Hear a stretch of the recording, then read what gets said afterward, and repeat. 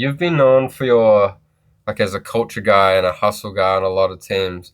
How do you Yeah. bring, um, how do you contribute to your team that doesn't show up on the box score?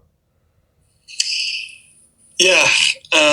I mean, it's always hard to like describe to people and like how I sometimes contribute to the game. And I mean, I myself will be the first to admit, like, I don't have as much skill as a lot of other players. My bag isn't as deep as some would say. But if you come and watch me, I feel like I'm just a dog. Yeah, I'm hustling. I'm diving on every loose ball, and I'm pretty good at talking. So I yeah. mean, I like to think I'm the loudest in the gym at all times, and I think that's the reason I make it onto these teams, and the reason that coaches can trust me because I know I'm going to communicate, and I think communication is one of the biggest things in basketball. What can you say about, like, so form wise, whether you're shooting it well, whether you're not shooting it well, that can change from game to game? Do you find that there's a consistency in just being able to, hustle, be a dog, communicate? That does it Yeah, change? yeah, no, absolutely. I mean, the biggest way for me to actually shoot well, I mean, is starting off on the hustle end. Yeah, Um, And for me, I've never really been like a stats guy. Like I've never been that guy to like ask for the box score after yeah, the game or anything. Like a lot of guys, like you finish the game and they're like, yeah, I had 16 points without even knowing. Like I've got no idea how many points or yeah. rebounds or I've scored. That's never really been part of my game. So yeah, I would say every game for me, a failure, no matter if I score well or not, like if I don't bring that energy and that communication piece, then to me, I haven't played well. Are you able, like, how do you measure that? Is it just kind of remembering back on the game and seeing how you played? Yeah, it's tough to measure. It's more of like a feeling, and I think my teammates around me kind of would let me know if I'm on or off. Yeah, And even at practice, like today at the start of warm up, like I wasn't as loud as I usually am, and sometimes I don't notice because I'm just a little bit more tired. They're like, "Yo, you all good?" And I'm like, mm, "Yeah, my bad. I got to get back to myself." And for me, that's like it's a role, so I have to be able to do that. for Um, sure. and so yeah. How do you find, so playing in this setting where you're around the same age as, the other guys that's college setting versus doing that for the Tuatara in a pro environment where you're a younger guy? How does that change? Yeah, it's interesting. It's I never thought I would be like that in the Tuatara setting. I was lucky that that team that I was surrounded by, the veterans such as Rob Lowe and stuff, they kind of saw me do it in practice and stuff, and then they made it my role. They were the ones actually getting on me if I don't bring the energy and the Yeah, hype, and so their kind of recognition and then reinforcement of like, yo, like it's a big thing for us. Caused me to realize that I can do it anywhere. And transitioning to college, obviously, I wanted to take more of a productive role. But what you realize is sometimes you just need a guy that brings that energy, yeah, and without that energy, you don't win as many games. So it doesn't really change for me now. Whatever team I'm in, I kind of always walk in and I know that's I'm going to do that, as well as trying to build on other things and becoming more of a scorer. yeah. With the Tuatara, you ended up in that season. You ended up getting quite a lot of minutes and playing quite a pivotal role, playing with the starters a lot. Did you think that that was going to happen? No, it's funny you say that. So my very first season, I was a bench warmer. I did play some spot minutes and started a couple games, but it was that second season where I came back, and I just finished high school. I thought I was going to be another bench warmer and Yeah, just kind of get the spot minutes again. And something happened with our import that was meant to play the four, and it was the first game. And Aaron Young, he comes up to me. He's like, "Yo, like you're starting," and I was like, "Yo, what?" yeah, And then it was one of the best games I've ever had. I ended up having like 16 and 8, and I caught a body, like yeah. my only body I've ever caught. And yeah, kind of just went from there. After that game, Aaron's like, "Yo, like we're just gonna roll with you," and I ended up starting all season with a very good other players around me, and I just did the little things. I Hmm. averaged 9.6 points per game, literally off back cuts because all the attention was on the main guys. So that was definitely a confidence booster for me, and show me that I can compete with the best. Yeah, for sure. How did you adapt to the challenge? So you're like, okay, now I'm just like a starter in this pro league. Keeping yourself grounded throughout that.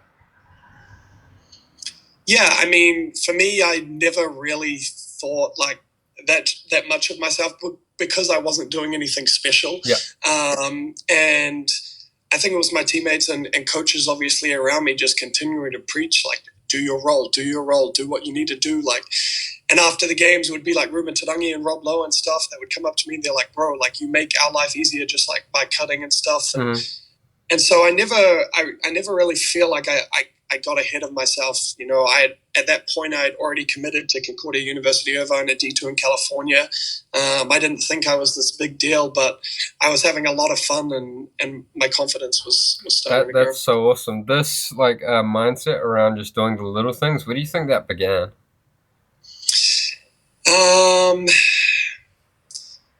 I mean, I was more of a scorer, obviously, growing up through intermediate and stuff like that.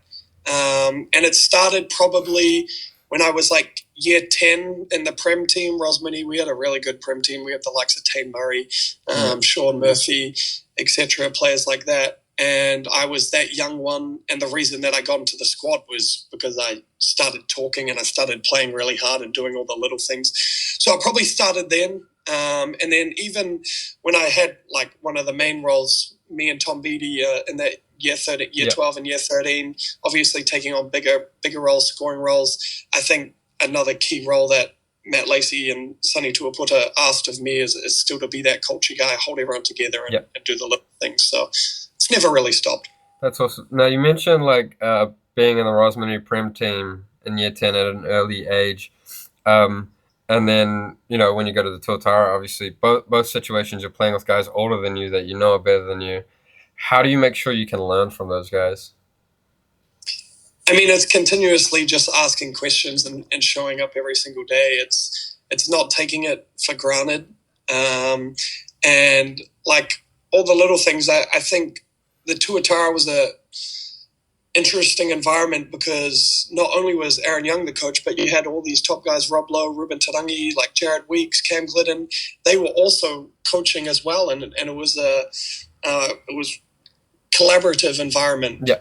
And so me just constantly listening, and then also when I see something being like, yo, could we do this? And then they're like, yeah. And so my confidence just started to grow being around those like-minded people.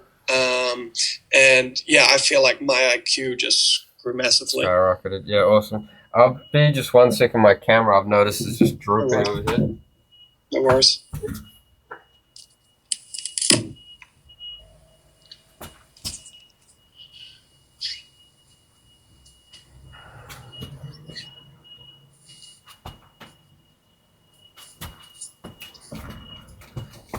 All right. So recently you had like a super cool opportunity to play for the under 21 New Zealand team in China for 3x3. That's a completely different game. I know you had played a little bit before then in Auckland. What to you do you get out of playing 3-on-3 that you can take back to 5-on-5? Man, that was a super cool opportunity. I'm super grateful to obviously represent my country and also get to explore a different part of the world. I think that I was never going to say no to that, and I loved it. I think it's a super cool game. I think it fits my style of play really well. It's super fast. It's super physical. And you have to always be locked in and do the little things. In terms of like what you can get out of it, it's kind of, you have no time to be a role player. You're always involved in the game. And so for me, it was an opportunity to really lift my confidence in terms of offense and finding little ways to score, you know, little screen tendencies, how to get behind your defender, and also just letting the ball fly from deep. Yeah. You have no time to think about it. If you have any glimmer of space, like that thing's got to go up. So that definitely has helped me translate into 5-on-5 and my confidence on the offensive end. For sure. You know, you mentioned the thing that there's no time to react and you just got to switch over. I find that especially with the transition from offense to defense or vice versa. If you're a second late, you're going to get burnt, right? And that margin for error at the international level gets shorter. playing those other international teams, what sort of challenges is that like when you're facing a different style every single game? Yeah, I think it's super fun. I mean, you do see it a lot. I mean, the NZ NBL is pretty similar in terms of a lot of teams do play the same way, but like over in college, like you have some teams that press for 40 minutes. You have different teams that play in zones, and I think basketball, you're always having to adapt on the fly, and 3-on-3 is the exact same. When it came to different countries, I mean, it was just a different style of basketball. They're three other players, and if we do what we need to do and compete harder than them, there was a good chance we were going to win. So I don't think we were, I would say, concerned about like which country we were playing or anything. It was just like adapting to it as fast as we could. For sure. And what can you say about the camaraderie? Just how cool it is to go internationally with a bunch of guys. Some guys you might know, some guys you might not know, and just have some fun in China. Oh man, it was absolutely awesome. I was lucky enough to do a lot of traveling for New Zealand beach volleyball, Yeah. and go to Thailand for the under-19 Asian champs, and then Turkey for the world champs, and then as well as China. And every trip I've had away for sport is just so cool. You're around so many languages. I mean, I made it a thing to learn a few words in each language, and always go socialize with the other teams, because that's what it's all about. And then like you end up meeting these players or following them on Instagram, following their stories, and then who knows who you're going to need to call down the track when you're in China playing or something like that. So now the experiences are so cool, and I definitely take as many overseas opportunities as I can. Yeah, we were talking about before about just picking other people's high-level players' brains. Have you found when it comes to those international players and you're having conversations with them because they're from a different environment, you find something or a piece of advice that's kind of just out there? Um, I mean, yeah, you always like ask about like like what's your like guys like training like and stuff, and like the Japanese team, they were super fit and they could all shoot the piss out of the ball. Mind my language, but yeah, I mean, they were the same age as us, so obviously they're still learning a lot, as well. But I mean, it's always good to pick their brains and find what works for them. Yeah. Now you're from a family, obviously, that has a very deep, sports background in New Zealand sports from your mother, and then all three of you and your siblings all play sports. How does that impact your why, and do you think about legacy? Oh, 100%. I mean, for us, the Dalton name is pretty special. You know, my dad growing up as a world champion for surf life saving and hiking, and then my mum obviously a world champion and a silver fern. That was very well known. I think it was always a destined for us to be athletes, but it was never forced. It was never forced from our parents. So it all came from us personally, and my sister as well, going playing pro right now. She obviously played at St. Mary's and Gonzaga in college. But yeah, no, it's always a privilege, and I'm always super grateful to say that my last name is Dalton. And I just, that's why I play so hard, like you're ripping that name, and if you aren't playing 100%, then you're letting that name down. So yeah. That's awesome. That's really special. Now we were talking about this before, how you've made this, you're experimenting with commentary. And Aotearoa Clickstar, I remember the national final we played against Christ College, and your speech after the game. Yeah. And you had this beautiful long speech, and then well spoken, and then Tom Harrison, I think it was, picks up the mic. It's just like, thanks guys, thanks everyone, cheers, and just put the mic down. But this, I mean, I think it ties into you saying you're the loudest on the court and you're communicating. What have you found from just being a great communicator, not just on the floor but off the floor? How does that bring opportunities? Yeah, it's funny you say that. I never really was an extrovert or a loud person growing up. And then I think it was actually after my mum passed away, if you knew her, she was the absolutely loudest anywhere you went, and she was actually also a commentator as well. And I think like I just started picking up those tendencies. We're actually born on the exact same day, the November the 26th. Yeah, that's cool. And so I just started picking up her tendencies, and I started, it sounds bad, but not really caring. I was just loving being the loudest in the room. And I think communication is so cool because not only is it cool on the basketball court and socializing with your friends, but it also makes forming connections outside of the basketball world with so many people so much easier. And so it's super cool. I feel like I have connections, older or younger, all age groups, all over the world now. And I think that will ultimately help set me up, and it already has started to with commentating. Yeah, that's awesome. Do you see it originally, did it the start as just like a creative outlet, or were you always kind of conscious of the career direction? Yeah, no, not really. It actually started with beach volleyball.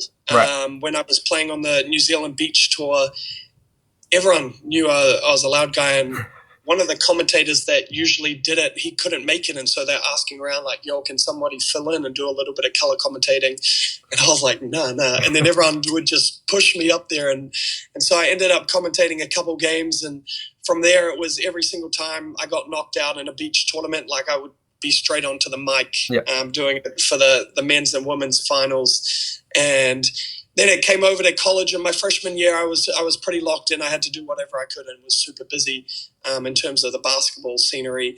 But the second year came around, and I was like, oh, I need a little bit of extra side money. And so I went to the guy that runs all the broadcasting stuff, and I was like, hey, like I've got a little bit of experience commentating. Like, would you give me a shot with the volleyball or something? So he gave me a shot, and he said it's the most feedback he's ever heard on a game. Hopefully it was all good because he kept me on it. And then from there, I just started loving it. I would start posting clips and stuff, and I just loved creating my own kind of energy and my own spin on things, with as well as being professional. So just going to keep sticking with it, keep growing, and see what it takes me. For sure. Now, you mentioned that you've been posting on Instagram. Is having a presence on social media something you're conscious about? I mean, it started out as just posting for fun. Just wanted to get out there and see what people think. And then I think as I started to grow a little bit more and I was getting more positive feedback, I was like, well, like social media now is the biggest scene in terms of forming connections and networking. And so, I was super conscious. I was trying to post every 3 or 4 days, whether it was voiceovers or live play stuff. And it has helped. Obviously, I've slowed down a little bit now just with being at a new school and not having as much time and with like basketball being super busy. But it's definitely something that is always in the back of my mind, that I'm always looking for a new opportunity to create content and keep continuing to get my name out there. Awesome. Now, taking it back, I suppose, to the start of your college career, obviously you had played in some pretty high environments leading up to that. You said with the Tuatara and your high school team, run pretty professionally. How was that adjustment just moving from New Zealand basketball to American basketball? Yeah, I'm not going to lie. At first, it was a little frustrating. I think a lot of Kiwi ballers would agree with me. When you go over to America, I think we are taught basketball like the right way over here in New Zealand. Like the simple stuff, like the basic reads of a pick and roll and defensive rotations in a hard show, little things like that we would do in practice and people wouldn't quite understand. And for me, that was a little bit frustrating because like we did this stuff in like year 9 and year 10. And for me it was basic stuff, but Americans, like obviously with AAU and stuff, it's not as organized basketball. It's more one-on-one, just go get your bucket. So you're playing against super skilled athletic guys, but sometimes they don't have as much knowledge about the little things that are super important. So I think that for me was the hardest part. And also not having that kind of free communication with your coach to say and implement whatever you wanted to. But overall, you adapt quickly and you do whatever you can to get on the court. For sure. What about the cultural side of it and adapting to that? Yeah, I think, again, the cultural side is is a little different. I think I've been super lucky in the two teams, my previous team at Concordia and then my new team at Florida Southern. In terms of the team that we have had, I think the culture piece has been reasonably similar to New Zealand, and a super cool group of guys. My last school actually had two Australians. We had two guys from England. We had a guy from South Sudan. So it was a very international team, which I think made it easier. We were all kind of on the same page. But even my new team here, like majority of the team is from America, and we're a great group of guys. So I think I've gotten lucky in terms of the cultural piece, but you definitely see in other teams that it's all about the stats. It's all about me, especially now with the NIL stuff. It's like all people are doing is wanting to get their stats up and then go get a bag, which I mean, fair enough. Yeah. Have you tried to instill some of your old culture and kind of spread that to them and help them to understand your point of view? Yeah, absolutely. I think I did a pretty good job at Concordia. There was a little Flee Fla Flow song that I implemented in the Tuatara team. And then I also, when I came to Concordia, I implemented that. So after every win, I'd get in the middle and we would all sing a song just to win. And that's something that they'd never done before. And I'll probably do some similar stuff here at Florida Southern. So, yeah, definitely always trying to implement the Kiwi way in there. That's really cool. You mentioned like the frustration at the start of coming over to your journey in America. When things don't go your way, whether it's a loss, an injury, or a setback, how do you reset? Yeah, for me, it's all about just being grateful and staying in the moment. I love that quote that like yesterday is history, tomorrow is a mystery, and today is a gift. That is why it's called the present. And that is constantly what I'm focused about, like I get the opportunity to fail. I get the opportunity to mess up. I get the opportunity to have a bad day, and that's what makes the good days good. So for me, when things go wrong, I either call my family or I like to go on a little walk or something, or a big thing for me is like go play some beach volleyball. That helps me reset my mind, get away from basketball a little bit. But yeah, I think the mental side of things, I have a pretty good understanding on just being grateful and staying in the moment and really understand where I'm at if things go wrong. Yeah, that's really unique. I think there's quite a few gems in there that you just spread. Right now, how do you define success? Yeah, it's an interesting thing. Do you mean in terms of basketball? In terms of basketball, like... I mean, you can touch on the life parts of it, but I suppose basketball is the main focus. Yeah, I think we'll focus on basketball. I mean, for us here at Florida Southern, I think success ultimately is winning a national championship. These guys are a super good program and have really really high expectations and supporters that expect high expectations. I mean, we came into this season ranked 15 in the country, and we have to get through Nova Southeastern, who have won 2 out of the last 3 national championships. So for us, ultimately, it's to win a national championship. But for me, it's growing as a player. I came here to build more confidence and expand my game just from being that energy and that culture guy. And ultimately, just having fun. I'm on the other side of the world, getting a free education, getting to play basketball. It's really not so bad. So just getting better and having fun and forming new connections and seeing where life takes me. That's awesome. Really grounded approach. Do you think your definition of success, your personal success, is ever going to change, or you think you'll stay in that way? I think it always has to change as your goals change. Obviously, I want to chase higher goals eventually, and right now it's just trying to grow and get better in all aspects of life, especially basketball. But potentially when basketball's done, or if I really want to take commentating seriously, like what's going to be that next step, and my goals will change, and then I think my view on success will change, and what's helping me get to that goal. That's awesome.